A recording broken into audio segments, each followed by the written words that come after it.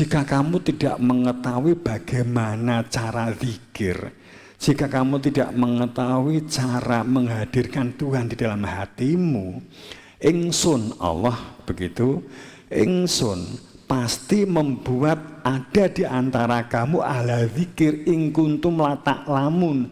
Adanya ahli zikir yang ada di antara kamu, dari kelompokmu, dari golonganmu sendiri, pasti ada.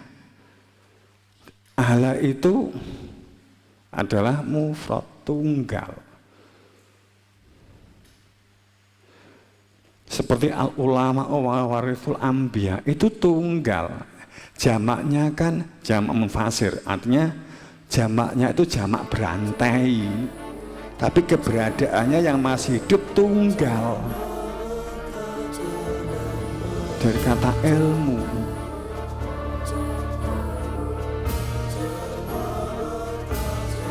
Nek kabeh ngaku ulama, kabeh ngaku ahli zikir, terus endi sing bener kan begitu.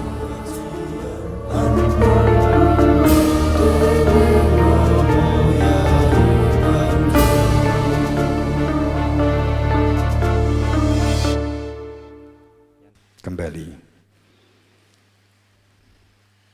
supaya kita tetap berada di dalam kebenaran, hal yang butuh kita antisipasi itu adalah jumud, ta'asub. Ya bahasa bebasnya begini, ya saya maklum memang ya jamaah itu ya di pondokan kabeh kan gitu, nganggo istilah-istilah ngono wila rumit. Jadi kaku, beku, keras kepala, fanatik, kultus, dan berbangga-bangga terhadap diri, keluarganya, kelompok dan golongannya. Ini penghalang terbesar seseorang untuk dapat menyentuh kebenaran. Itu adalah prasangka. Sesungguhnya apapun, di perusahaan, di pertanian, di perkebunan, di kegiatan usaha, saat kita itu menggunakan pola prasangka untuk menjadi pijakan aktivitas kita, itu akan ada akumulasi. Akumulasi itu kumpulnya perilaku bohong dan culas, ngumpul jadi satu, meledak, maka akan menjadi Ya'juj Ma'juj, titik tertentu menjadi Dajjal. Dajjal itu adalah kumpulannya orang-orang yang culas, bohong, kepura-puraan, menutup ketidakjujuran, orientasi hidupnya kekuasaan, mengontrol orang lain, kebohongan demi kebohongan, kepura-puraan demi kepura-puraan, menyuburkan ketamakan, keserakahan, sehingga menjadi penyakit menular, kiri kanannya juga ikut. Wong pemimpinku wae tamak, mosok aku gak tamak. Tapi kan seperti cerita tadi, kalau pemimpin kita banyak yang korupsi, karena pemimpin itu cermin dari rakyatnya, maka pada dasarnya rakyat Konoha itu banyak yang korupsi. Yang terpilih pemimpin yang korupsi, karena rakyatnya banyak yang korupsi. Maka jangan menuntut Indonesia itu maju. Wong kowe milih DPR, milih bupati, sing mbok delok kan ya sangune. Sing mbok delok ya nek subuh kuwi beras apa mie. Sing mbok delok sangune dibuka amplope, enek sing 10.000, enek sing 20.000. Hanya karena dikei dhuwit 20.000, mine 10, kemudian kamu berjudi selama 5 tahun. Kemudian saat memimpinnya itu tentang nggak iso mimpin, mbok tuntut kok hancur. Wong sing biyen milih ya kowe. Mung dikei mi 10 mbok pilih. Lah dikei mi kuwi menunjukkan kowe nyoblos mergo mi.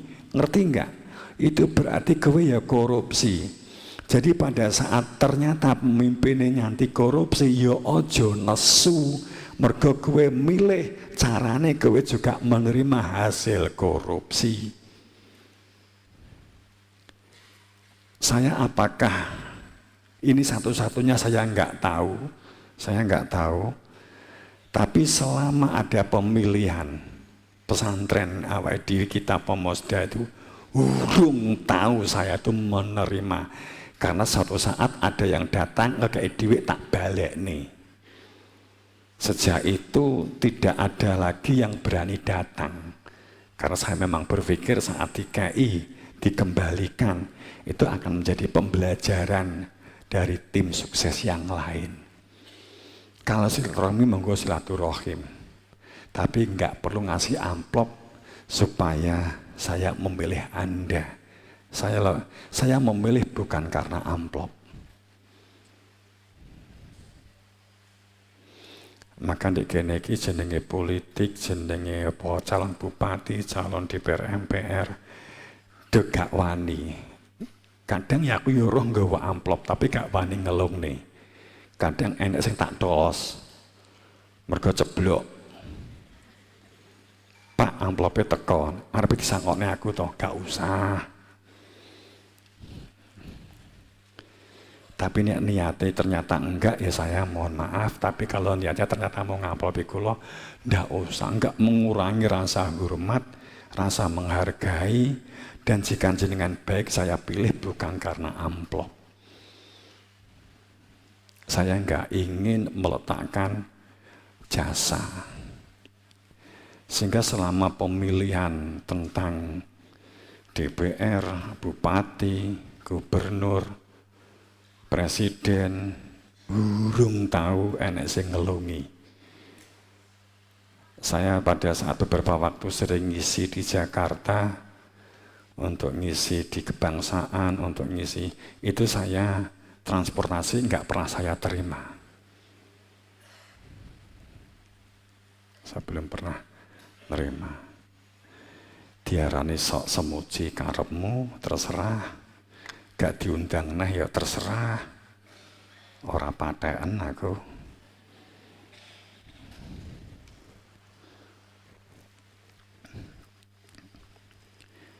Kadang enek kok gak kersa to. Aku wis disangoni jamaah. Gak penak aku. Beban. Terus ngiring supaya milih. Enggak, saya enggak bisa seperti itu. Kembali.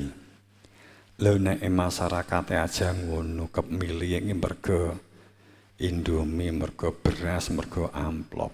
Lho kok nuntut negara ki maju. Kuwi lho logika ngendi? Logika dari mana? Nek kowe nuntut mundur masuk akal. Jadi moga-moga rusak ngono kan kowe.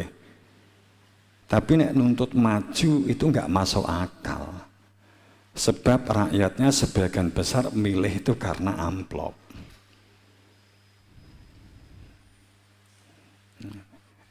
Wis to alasan mbok kemas apa tetep amplop. Kula namung diparingi ya kula mboten nate nyuwun. Nyuwun luwih gendeng ya.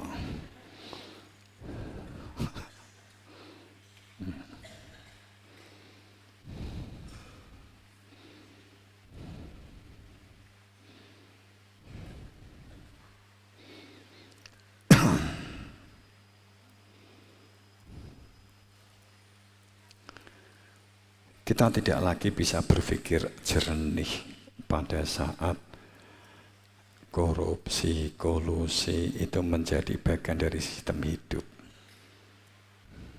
Itu nggak bisa jernih saat fanatik, kultus, keras kepala, itu menjadi bagian dari sebuah sistem hidup itu.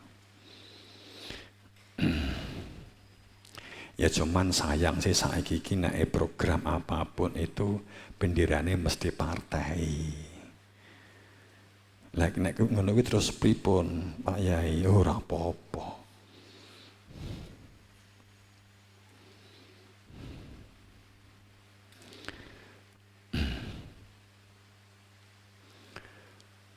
Jadi kalau kita melihat bahwa pemimpin itu adalah cermin dari rakyatnya, rakyatnya seneng dangdut, mesti pemimpinnya juga pendangdut, kan ngono. Rakyatnya itu euforia dengan artis, maka pemimpinnya juga akan banyak dari unsur artis. Itu gambar nih, itu saling cermin, bercermin. Terus gue pengen pemimpinmu gue spiritual, negarane maju, adil dan makmur, tekon di dalane ora enek, gak enek, makane jalannya semesta itu wis mesti goro-goro. Itu sudah dihitung kalau nenek moyang leluhur Jayabaya, Ranggawarsita, Sunan Kalijaga itu wis menghitung saat mereka itu membuat tulisan-tulisan perihal keadaan di mana bahwa Sang SP Satrio Piningit atau Ratu Adil itu muncul pasti didahului goro-goro. Karena pemimpin itu adalah cermin dari rakyatnya. Nek rakyat iki loro duwe kesadaran spiritual, ya pemimpinnya juga akan spiritual. Dan pada saat berbicara spiritual, intinya spiritualis itu kepedulian, respon, respect, komunikasi dan musyawarah. Itu ciri spiritual. Spiritual itu cirinya pasti ini. Bohong orang mengatakan spiritualis kalau nggak punya kepedulian, nggak punya respon, nggak punya respect, itu bohong. Nggak punya kepedulian, itu bohong. Sehingga kalau dia respon dan respect ya hanya semu, ngekei hadiah untuk dipilih. Kan begitu. Nah saya didelok, itu mungkin enggak. Kayaknya enggak deh. Enggak. Makanya ya kudu gara-gara gunung ndang meletus, ndang tsunami gitu lah. Nek perlu semesta iki ndang dikomando gendang, wis jenuh ngono. Senenono.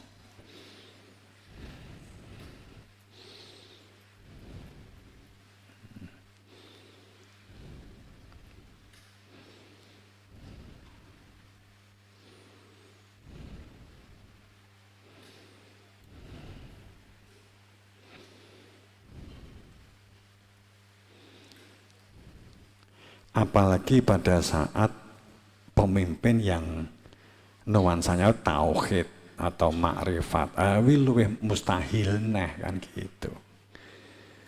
Wong syarat makrifat itu sultan, keberadaannya wasitoh, keberadaannya imamu mubin, sultanu mubin, imamu mubin, sultanu mubin, ayatun mubin.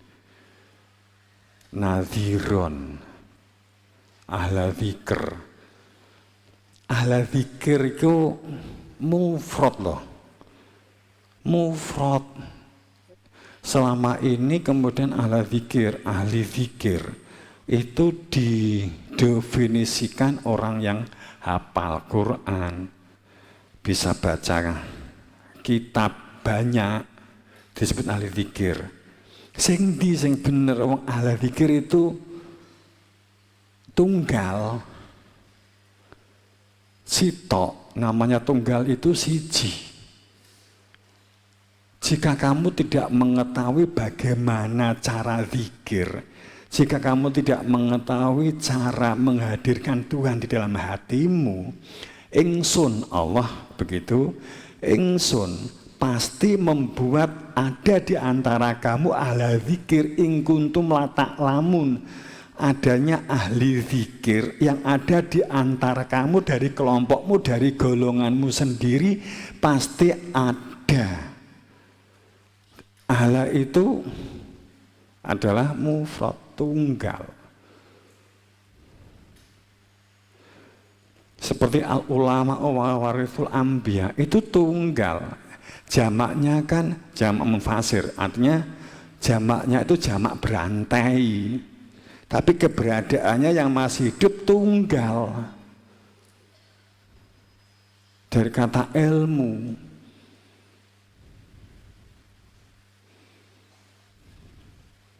Lah nek kabeh ngaku ulama, kabeh ngaku ahli zikir, terus endi sing bener kan begitu. Yes, makanya mubahalah saja kan gitu kan. Sing saatnya sing pura-pura, sing dolim lalim ya wis saatnya leren. Pernah mengatakan masa karma. Sultan kembali.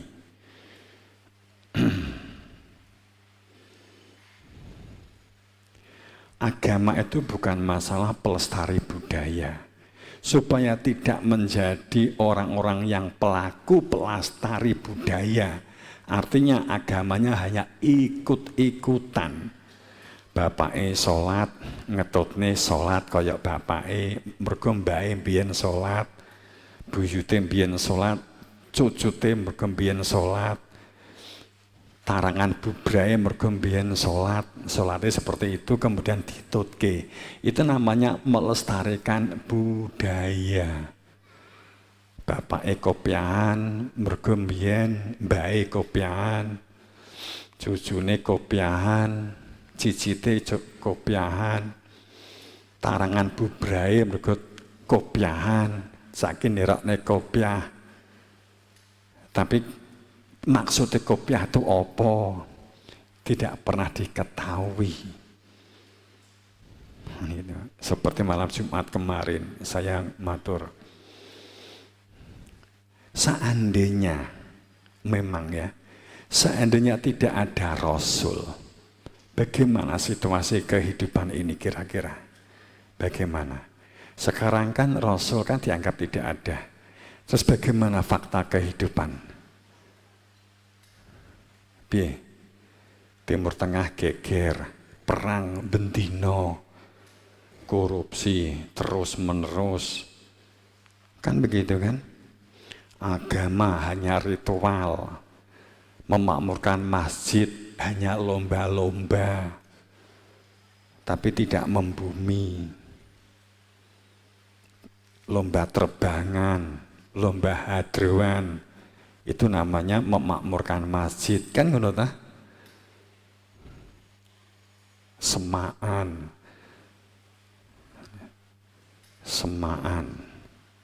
bar semaan tukaran, wong cik semaane wis tukaran, golek proyek semaan wae wis tukaran. Pamannya kan begitu. Wis nggak usah ditutup, faktane ngono kok. Nah itu terus piye? Kalau nggak ada Rasul apa?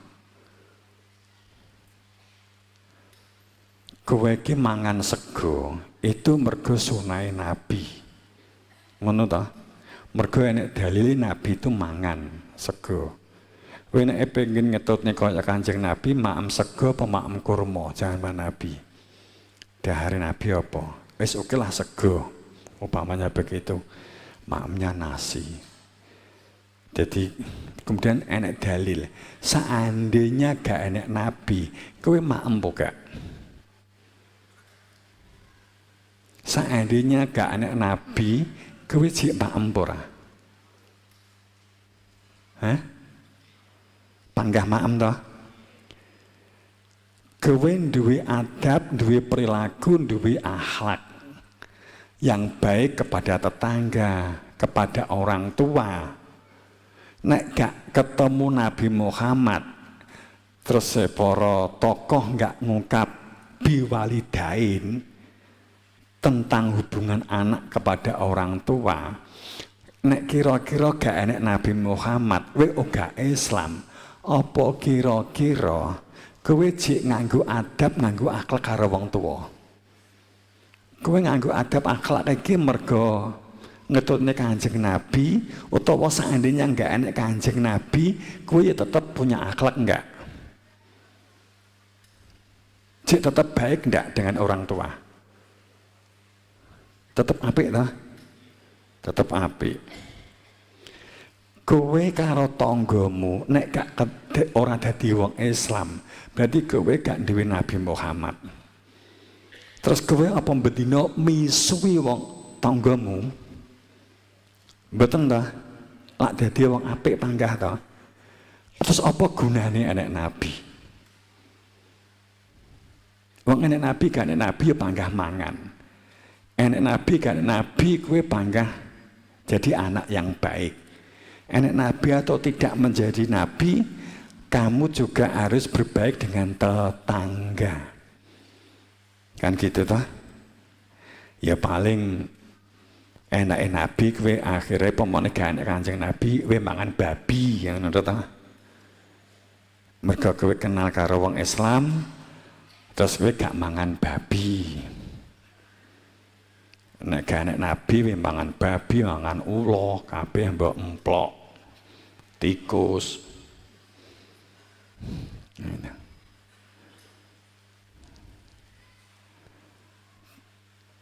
Noto negara, seandainya nggak ada nabi, negara itu tetap dikelola enggak?